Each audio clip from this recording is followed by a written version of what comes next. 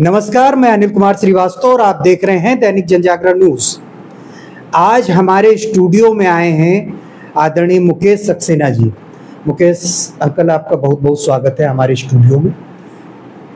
आपको बताएं मुकेश सक्सेना सर के विषय में कि इस जनपद के, जैसा कि हम छोटे पर से सुनते आए हैं, रक्तदान महादान, वास्तव में अगर देखा जाए तो रक्तदान महादान मुकेश सक्सेना जैसे लोगों ने उसको चरितार्थ किया है।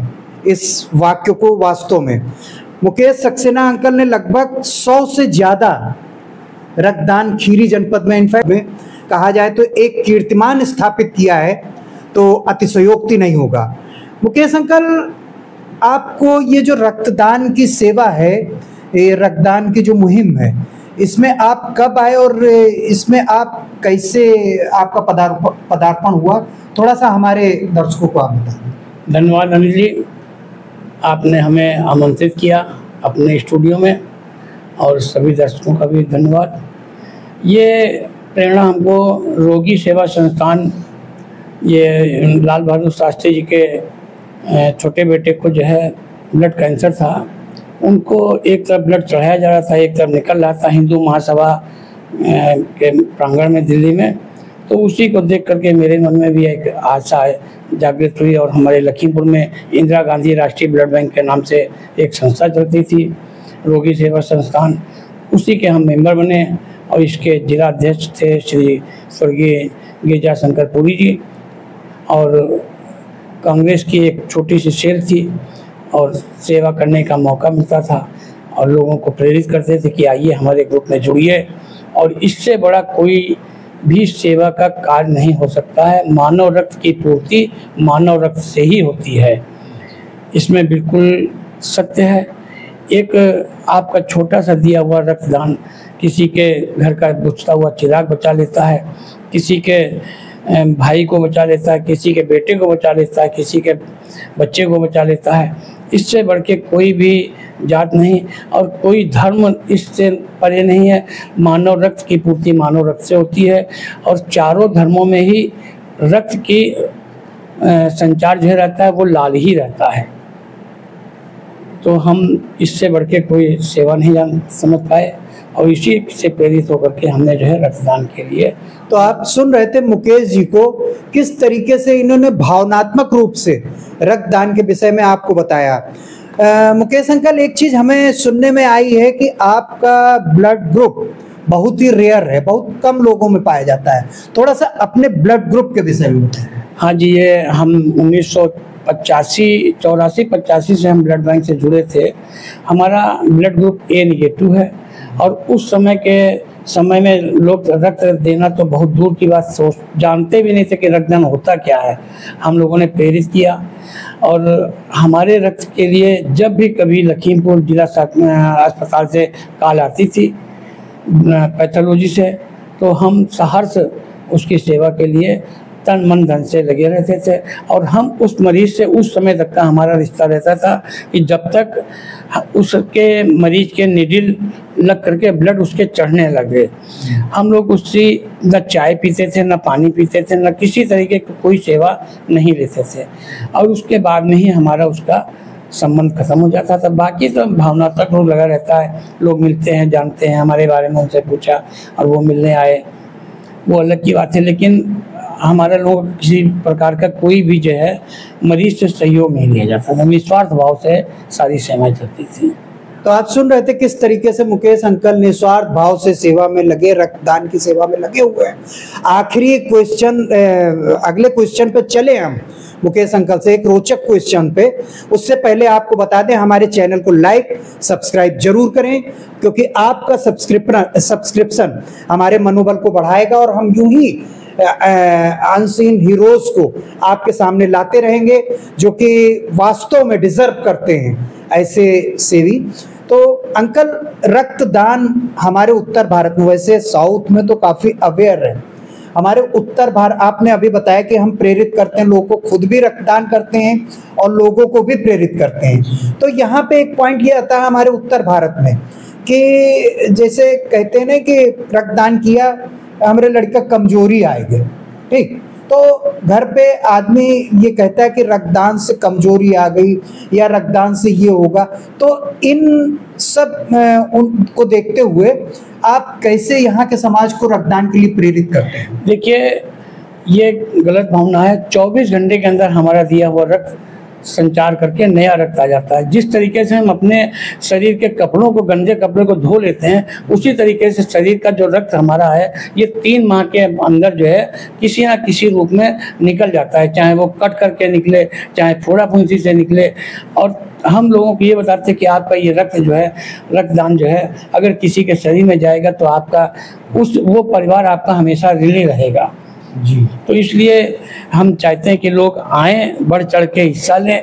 और बहुत से लोग आते भी हैं, मिलते भी हैं, और बहुत सी संस्थाएं भी जुड़ी हुई हैं जिनको निस्वार्थ भाव से सेवा कर रहे हैं। हमारे जनपद में भी लोग कर रहे हैं। हमारे पास भी बहुत बड़ा ग्रुप था, लेकिन धीरे धीरे सरकारें आई चली गई, और ब्लड टेस्टिंग में भी बहुत खर्चा आता था।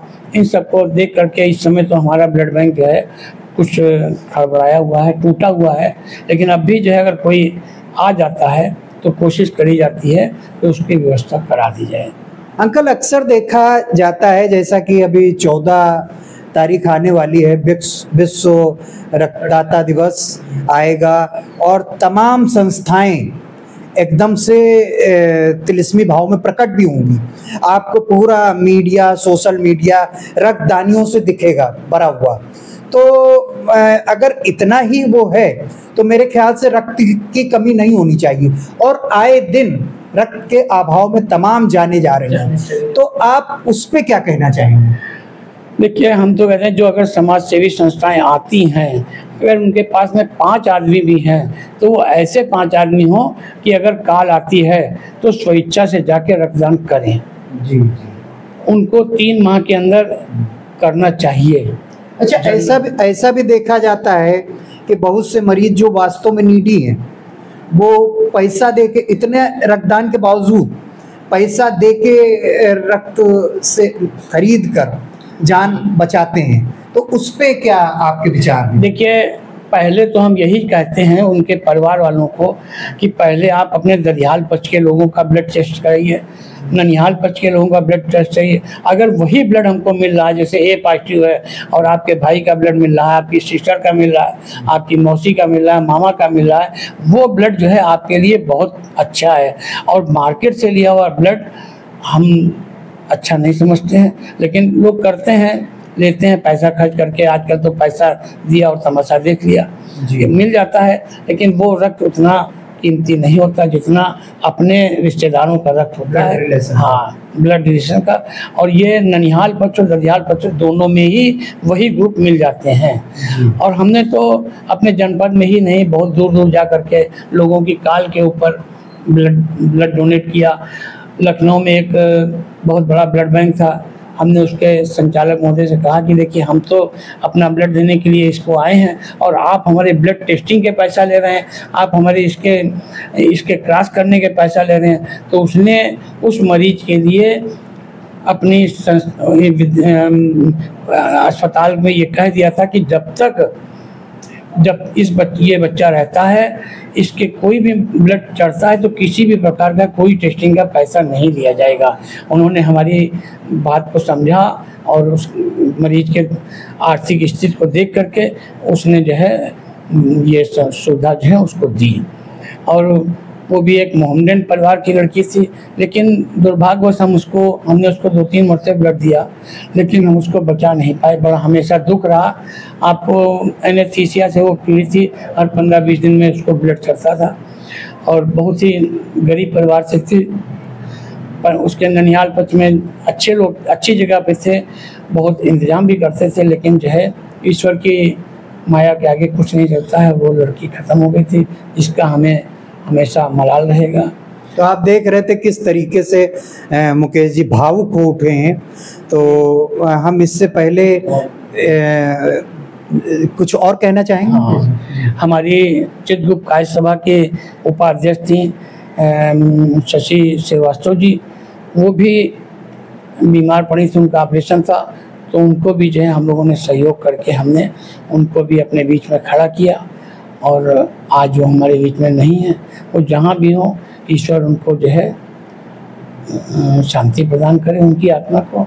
और हमारे साथ में जितने भी लोग थे जो आज हैं नहीं हैं, हमने तो चारों धर्मों के लोगों को ब्लड दिया और सबसे ज़्यादा हमको प्यार मोहब्बत मिलती है। बस यही हमें चाहिए और कुछ नहीं चाहिए। ये जात पात धर्म से उठकर रक्तदान की सेवा की मुकेश अंकल ने।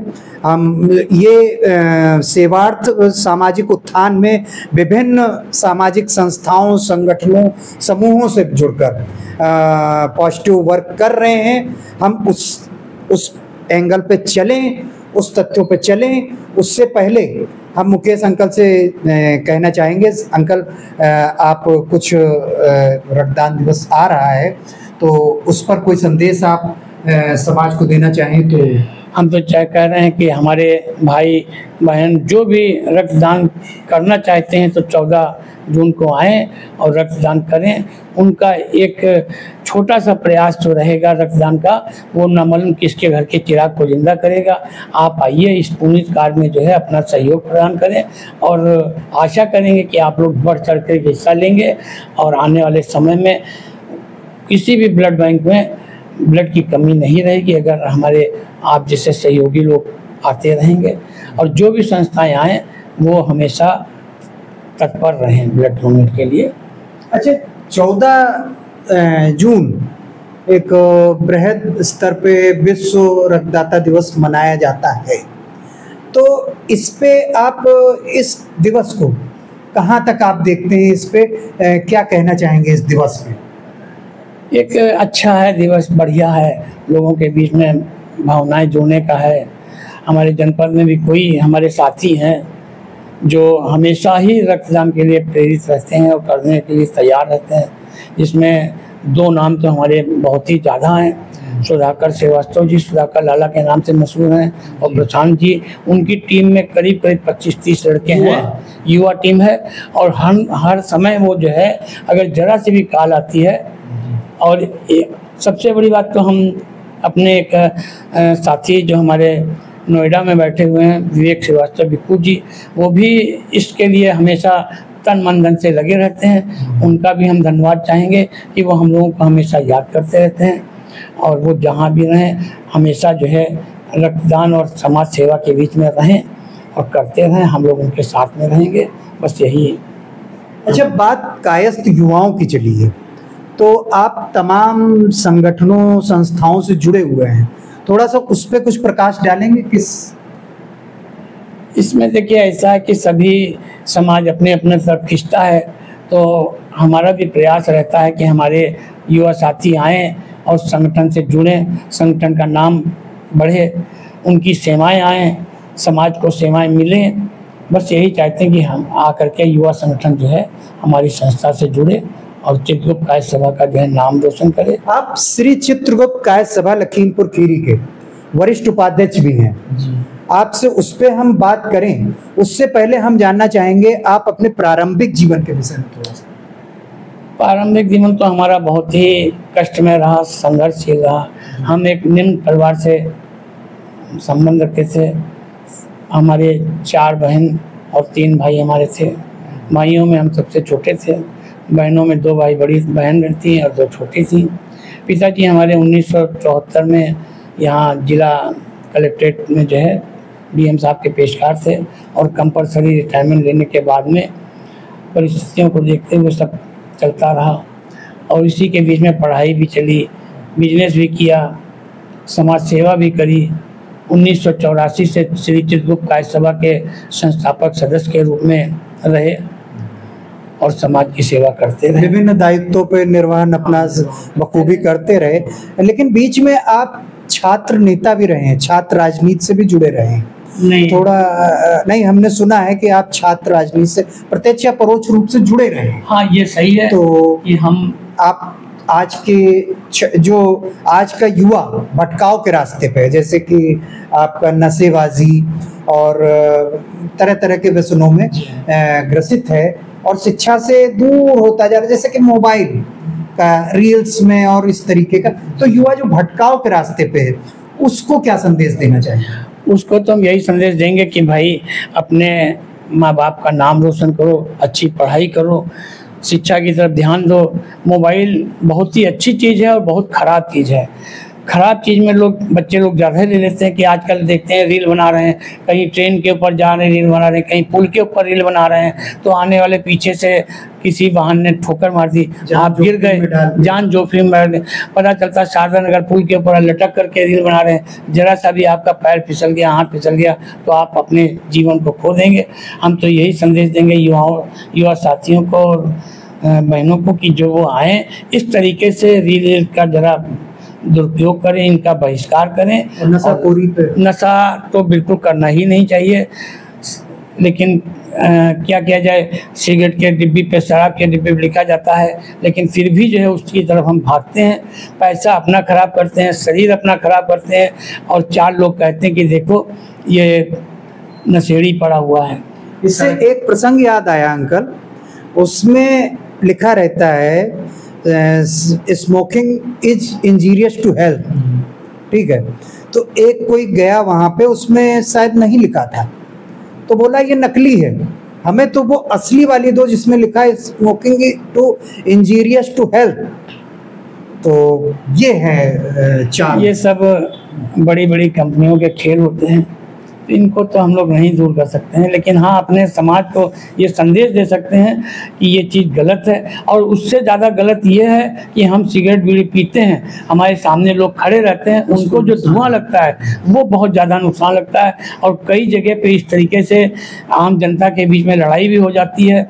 और अभी सुनने में भी आया था कि एक पुलिस वाली ने जो है अपने लखीमपुर में ही जो है महिला थाने के पास में जो है किसी वकील साहब से जो है इस तरीके से बातचीत करी, वकील साहब ने उससे गलत तरीके से बात किया, लेकिन हमारे हिसाब से वकील साहब गलत थे, उनको अपनी गलती माननी चाहिए थी कि जो पी रहा है उससे ज़्यादा वो नुकसान दे रहा है जिसके शरीर में जा रहा है सांस के द्वारा से। तो हम तो यही चाहेंगे कि अगर आप यूज़ करते हैं तो आप सामाजिक रोड के ऊपर छोड़ करके कहीं अन्य जगह पे आप यूज़ करें, पर्सनल आप अपने दायरे में रह करके यूज़ करें, सामाजिक तौर पर ना यूज़ करें, और जिससे आपके द्वारा जो दी जा रही गंदगी है वो दूसरे तक ना पहुँचे। पहली बात तो यूज ही ना करें, सबसे बढ़िया। लेकिन ये नहीं कर सकते हैं क्योंकि मार्केट में इतना चल रहा है, कहते हैं कि ये खराब है, उसी चीज़ का आप बढ़ावा देते हैं, कहते हैं शराब खराब है, लेकिन शराब की ऐसा कोई साल नहीं जाता जिस साल में 2-4-10 दुकानें न खुले। कहीं ना कहीं कहा जाता है कि मंदिर के पास में ना हो, स्कूल के पास में ना हो। आप लखीमपुर में जाके देखिए कितने मंदिरों के पास में शराब की दुकानें मंदिरों के पास में पड़ी हुई हैं। अरे आरएसएस के एक वरिष्ठ कार्यकर्ता भुक्तभोगी स्वयं है, मतलब देवालय और शिक्षालय के बीच में मदिरालय खुला हुआ है। मेरे ख्याल से कोई सुनवाई नहीं है, कोई सुनवाई नहीं है, कोई कारण हो सकते हैं। ये सरकार का और उसका मसला है, उनको राजस्व मिलती है और सरकार को जो है राजस्व चाहिए।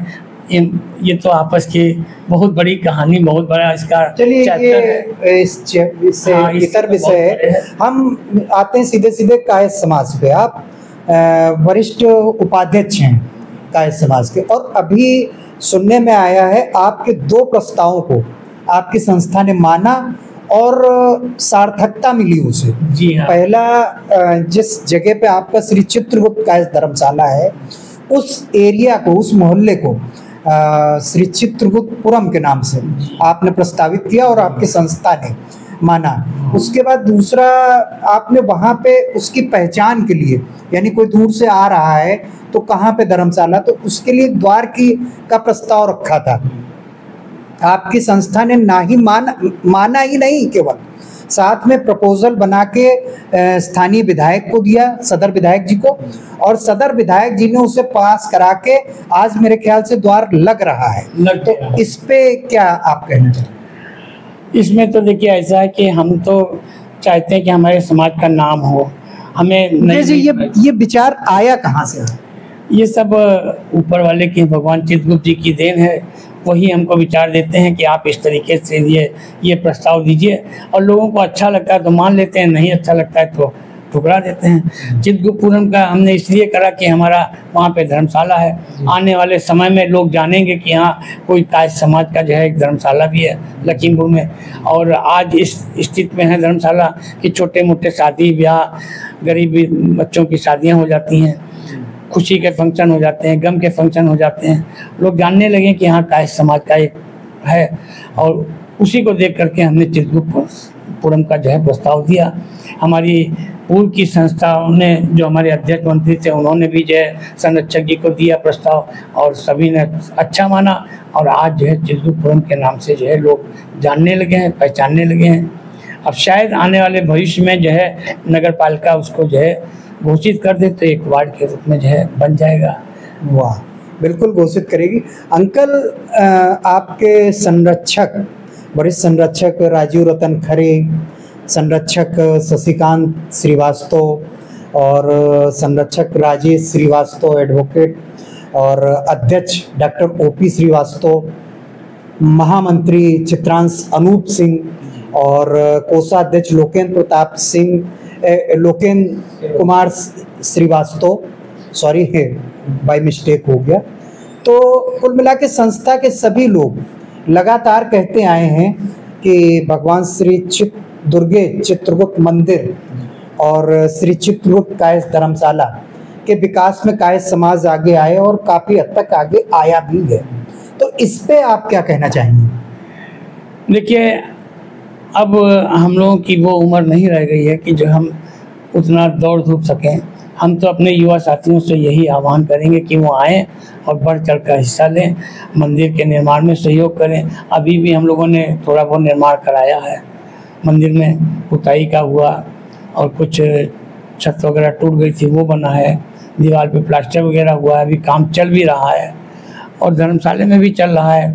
हमारे मुख्य संरक्षक राजीव रतन खरे जी ने अपने परिवार की तरफ से जो है अच्छा हमें सहयोग राशि प्रदान करी है, लगभग 3 लाख से ऊपर, और हमेशा तन मन धन से वो हमारे साथ लगे रहते हैं। यहाँ पर रोकना चाहूँगा, उन्होंने 10 लाख का आश्वासन दिया जिसमें 3 लाख आ चुके हैं आपके पास, बाकी 7 लाख आने वाले हैं। हाँ, आने वाले हैं।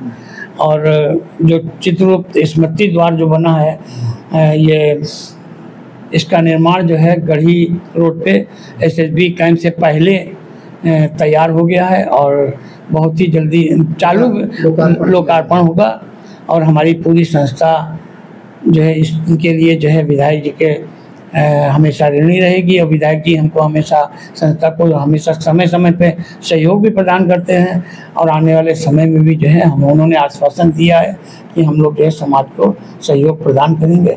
और ये गेट जो है दोनों तरफ से दिखता है, तो आने वाले भविष्य में जो है लोग जब शहर में आएंगे तो एक नई पहचान लेके आएंगे। चित्रगुप्त स्मृति द्वार है महसूस करेंगे। और एक द्वार के लिए हम लोगों को सांसद जी से भी आश्वासन मिला है कि वो भी जो है अपने कोटे से लगवाएंगे, लेकिन अभी उनसे मुलाकात करने का समय लिया जाएगा और आने वाले समय में जो है द्वार जो है तैयार होगा। चलिए, बहुत बहुत बढ़िया। अंकल, अगले हफ्ते 21 जून अंतर्राष्ट्रीय योग दिवस आ रहा है और आप भारतीय योग संस्थान से भी जुड़े हुए हैं और तमाम सुबह डेली से 5 साढ़े 5 बजे हमें पता चला है कि आप जाते हैं, योगा करते हैं, लोगों को योग के प्रति प्रेरित भी करते हैं। थोड़ा सा योग दिवस पे 200। देखिए, ये योग दिवस सरकार की तरफ से जो है दिया गया है, कई सालों से चल रहा है और हमारा भारतीय योग सेवा संस्थान जो है वो भी विगत कई वर्षों से सेवा में लगा हुआ, निःशुल्क सेवा देता है। और 21 जून को हमारे लखीमपुर में करीब 9 केंद्रों को जो है माना गया है। उसी में से एक श्री चित्रगुप्त कायस्थ सभा जो है, कायस्थ धर्मशाला, ये आदर्श केंद्र में से है और इसमें जो है हम लोगों का लक्ष्य है कि करीब 150-200 लोगों को जो है योग में सम्मिलित किया जाए। और हम लोग 21 जून को हम लोग यही परिश्रम कर रहे हैं, लोगों को प्रेरित कर रहे हैं कि आप आइए और परिवार के साथ आइए। और ख़ास तौर से हम लोग 50 साल 40-45 साल से ऊपर लोगों को ज़्यादा कहते हैं, जिनको हाथों पैर में दर्द होता है, और उनको प्रेरित करते हैं कि आप आइए और योग के द्वारा लाभ उठाइए। अभी 5 दिन का हमारे यहाँ हड्डी रोग निवारण शिविर चला था, उसमें भी करीब लगभग जो है 80 लोगों का जो है कभी 70, कभी 80, कभी 75, इस तरीके से लोगों का जो है 5 दिन का कैंप चला और बहुत से लोगों ने जो है सही इसमें फ़ायदा उठाया। हम लोग प्रेरित कर सकते हैं, आपको बता सकते हैं कि आप योग के तरीके से करिए। अब करना न करना आपका काम है, फ़ायदा आप करेंगे तो आपको फ़ायदा मिलेगा। और हम तो यही कहेंगे कि 40-45 साल की उम्र के ऊपर जितने भी लोग हैं उनको योग करना चाहिए। और तो आप सुन रहे थे मुकेश अंकल को, जो कि बात चली थी रक्तदान से, फिर इनकी सेवा पे उतरी और योग पे। तो आपको ये कहना अतिशयोक्ति नहीं है कि ए नेगेटिव ब्लड ग्रुप धारी मुकेश जी लगभग 100 से ज़्यादा रक्तदान इस जिले में नहीं बल्कि वरन हमें लग रहा आसपास के जिलों में एक कीर्तिमान स्थापित कर चुके हैं, जो मेरे ख्याल से अभी तक प्रकाश में ना आया हो। अगर आया होगा तो मैं नहीं कह सकता, लेकिन हम यूं ही आपको अनसीन हीरोज़ वॉरियर्स से रूबरू कराते रहेंगे। हमें देखते रहने के लिए लाइक सब्सक्राइब जरूर करें। धन्यवाद, नमस्कार।